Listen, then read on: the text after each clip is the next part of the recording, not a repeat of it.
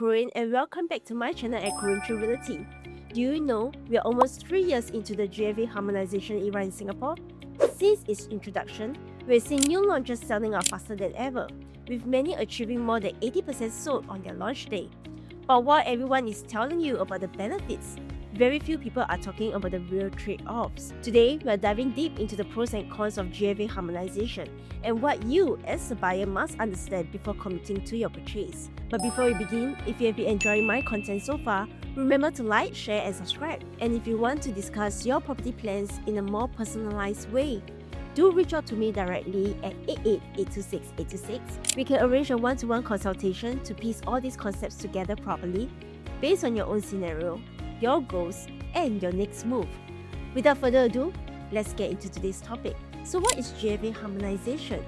In June 2023, URA standardized floor area measurements across URA, BCA, SLA, and SCDF. Previously, different agencies used different definitions for floor area, leading to inefficiencies and confusing measurements for consumers. In the past, developers could exclude aircon ledges, bay windows, balconies, planter boxes, or roof terraces from the gross floor area.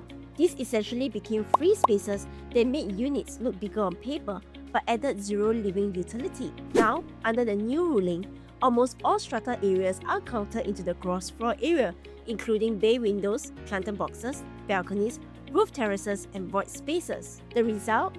Developers see a 5 to 10% reduction in total sellable area. Units look smaller on paper, efficiency ratio drop, and PSF appears higher, even though the total quantum remains fairly similar. Layouts and design are much more efficient as developers avoid building space-wasting features such as oversized bay windows or void spaces with double volume ceilings as they are not part of the sellable area.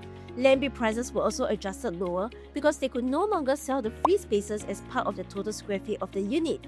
So what does all this mean to you as a consumer? The best part is, what you see as the size of the unit is now what you actually live in.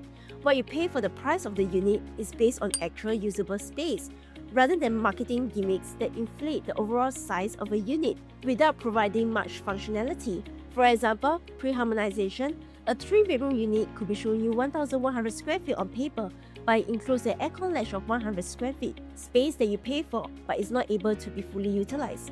Today, post-harmonization, the exact same layout can only be sold to you as a 1,000 square feet unit. The internal livable space hasn't changed, and you're only paying for 1,000 square feet instead of 1,100 square feet. Example 1. Tembusu Grand versus Emerald of Katong. Take Tembusu Grand non-harmonized project versus Emerald of Katong post-harmonized. For example, a project launched later rightfully costs more than a similar project launched earlier in the same area. So as you can see from here, for the 1-bedroom, both projects started at $1.24 million. For the 2 bedrooms, the pricing is also pretty close. Tembusu Grand starts from $1.55 million versus EOK $1.58 million. For 3 bedrooms, Tembusu Grand starts from $2.28 million versus EOK $2.16 million. For the 4 bedrooms, Tembusu Grand starts from $3.288 million versus EOK $2.749 million. And for the 5 bedrooms, Tembusu Grand starts from $4.028 million versus EOK $3.59 million. Let's take a look at their layouts. Tembusu Grand's 3-bedroom is 1173 square feet, including a 6 square meter AC ledge. EOK 3-bedder is 1023 square feet. While the paper size is smaller, the living rooms are nearly identical. EOK has a slightly smaller balcony and kitchen at 1 square meter difference.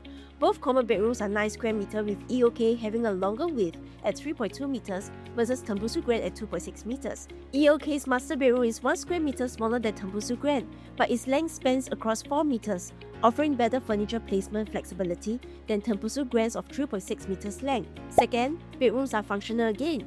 In the 2010s, common rooms for some developments were only 7 to 8 square meter, hardly any space for even a queen-size bed, some only being able to fit a super single.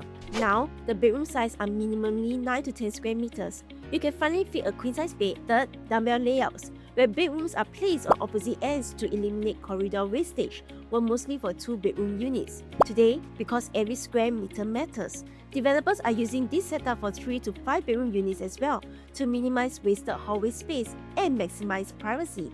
Fourth, structural loads are now being pushed to the columns and cores. This means there are more non-loading bearing partition walls, which gives you the flexibility to open them up to the living room or combine rooms into a massive master suite. We are also seeing thinner curtain walls on the exterior, which used to eat into your bedroom space.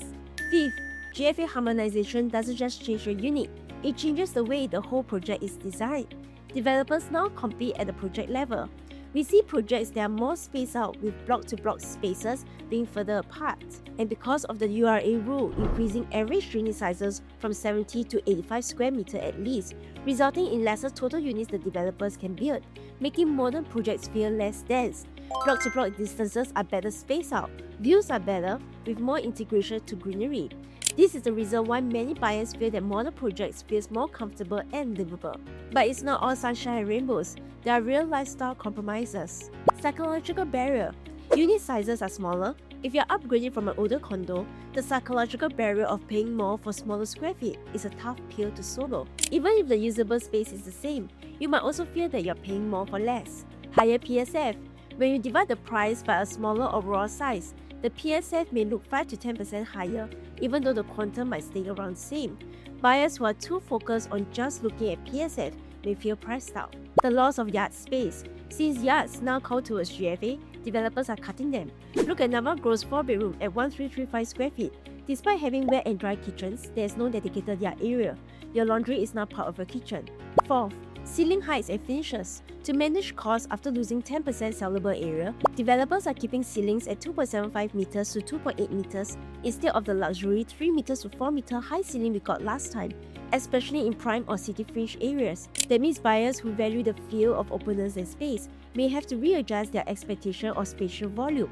On top of that, as saleable efficiency drops, developers will have to recover part of their margin from somewhere else. Quality finishes like marble flooring, stonewall finishes, and premium materials are becoming rarer as we see a shift towards porcelain tiles and engineered finishes. While these modern materials are durable and still looks fantastic, it is a clear sign of cost management. Developers are being forced to be extremely intentional with their spending to keep the total purchase price, the quantum, within reach for the average buyer. Lastly, comparison with older projects may become tricky. Pre-harmonized projects look bigger and feel cheaper in terms of their PSF, and often come with a yard and wider layouts. Buyers may wrongly conclude that older projects are cheaper, which may not always be true. For example, Nava Grove 3-bedder premium, 1119 square feet at 2,800 plus PSF. Very efficient, but there's no yard or study. PineTree Hill 3-bedder plus study, 1216 square feet at 2,400 plus PSF. For the same $3 million quantum, the non-harmonized unit gives you a dedicated study and a proper yard area. Efficiency is great, but for a family, the extra room might be a better value. As a consumer, what does this matter to you for your exit strategy? In 5 to 10 years' time, when both these types of units enter the resale market together, we will see a PSF distortion. Post-harmonized units will naturally have a much higher PSF. Future buyers will have to choose: do they buy the lower PSF older unit that has wasted space for AC latch, bay window, high ceilings, or the higher PSF newer unit that is 100% usable? I believe over time, the market will eventually shift towards quantum-based valuation. Buyers will stop obsessing over PSF and start looking at functional value. A 900 square feet harmonized unit will be compared directly against a 1000 square feet non-harmonized unit because their usable area is the same. However, the newer harmonized units will likely command a premium for their point block designs, better ventilation, and modern site planning. In real estate, there's no universal best buy. It depends on your lifestyle, your family needs, and your financial situation, and how long you intend to hold the property for. If you're struggling to navigate these numbers, feel free to reach out to me, Corinne, at 88-826-826. I will help you analyze the data so we can map out a path that actually fits your goals. I'm Corinne, your trusted real estate advisor, helping you navigate every property move with confidence and clarity. Once again, this is Corinne from PineTree Realty. Clarity, strategy, results. I'll see you in the next video. Bye!